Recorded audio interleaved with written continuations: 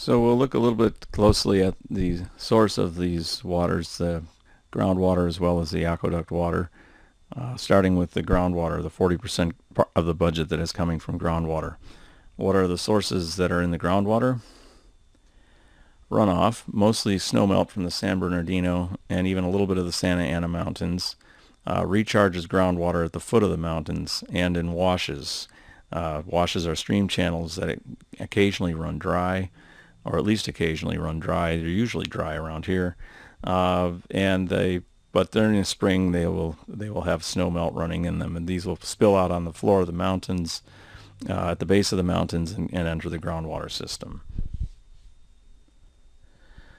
The Santa Ana River has artificial spreading basins, which is to slow down the river water so that it has a chance to infiltrate into the stream bed. But it also includes water that's been delivered to the area from the aqueducts, in which case the groundwater system is being used as a storage reservoir, basically, to put the aqueduct water until it's used. The groundwater then is basically a distribution system. It will flow from these spreading basins to pumping wells for each individual city. The Orange County Water District has a groundwater replenishment system where they treat wastewater.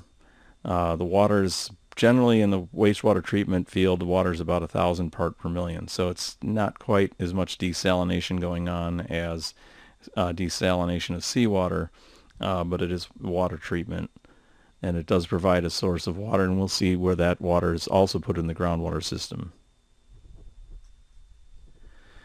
Lastly, the Irvine Ranch Water District has what they call a desalter. There's areas where water from the ocean has encroached upon the groundwater, the fresh groundwater, and there's regions where there's a fairly abundant supply of brackish water, waters at about 1,000 part per million, which is about the same as the wastewater. But if you can treat that, it provides a pretty good source of water that's pretty easily treated. It's not as salty as the seawater, but it is too salty to drink.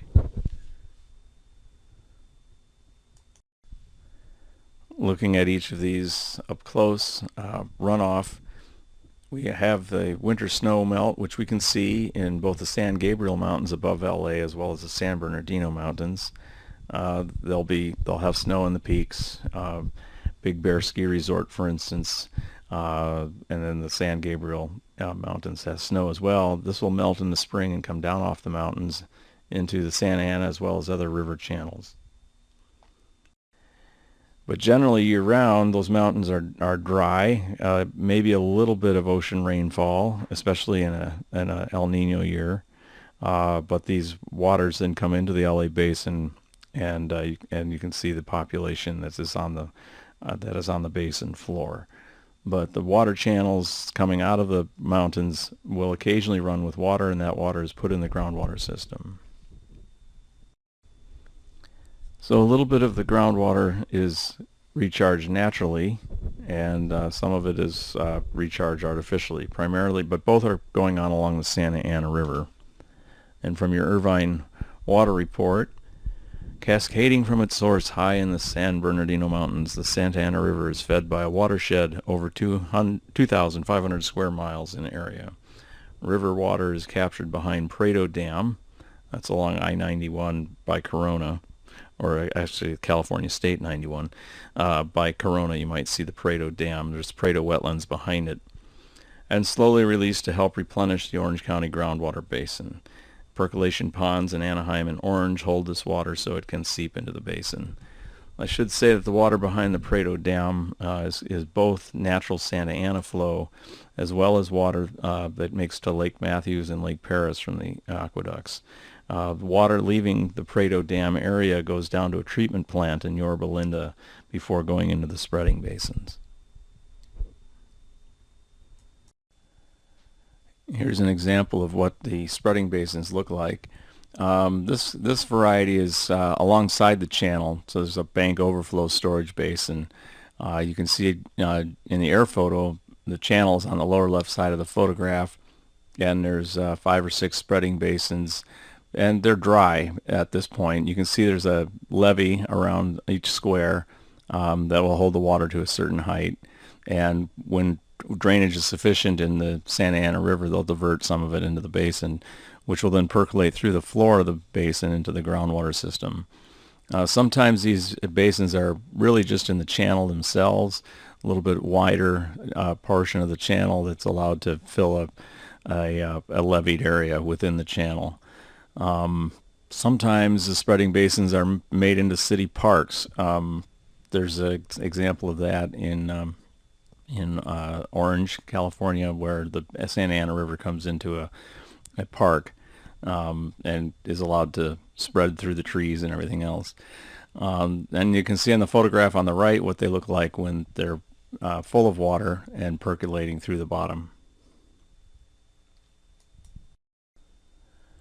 This cross-section is courtesy of the Orange County Water District, and you can see in the lower right portion of the diagram you can see a map which shows the letters A, B, and C along a line that runs basically from the north-northeast down to the south-southwest towards the ocean. Location A is where the water is coming into the basin through the Colton Narrows, coming around and in the Santa Ana Channel. You can see some diagrams in the cross section near a little further downstream. You see these squares on the land surface which are depicting the spreading basins with water coming down from under the basin to reach the water table. The water table then is showing the groundwater flow with the purple arrows generally flowing oceanward.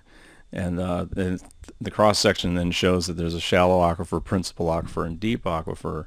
And this then the groundwater flows towards the ocean at Huntington Beach. And you can see there's some backflow coming from the injection wells. We'll talk a little bit more about that a little later.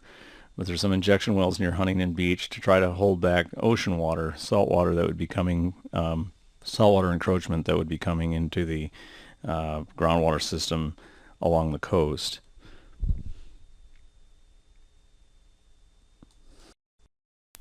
That concludes part 5 of my presentation, What's in My Water and Where Is It From? Tune in to part 6 where we'll discuss the Orange County Groundwater Replenishment System, other desalination operations in Orange County, as well as the use of fresh water into the seawater barrier systems.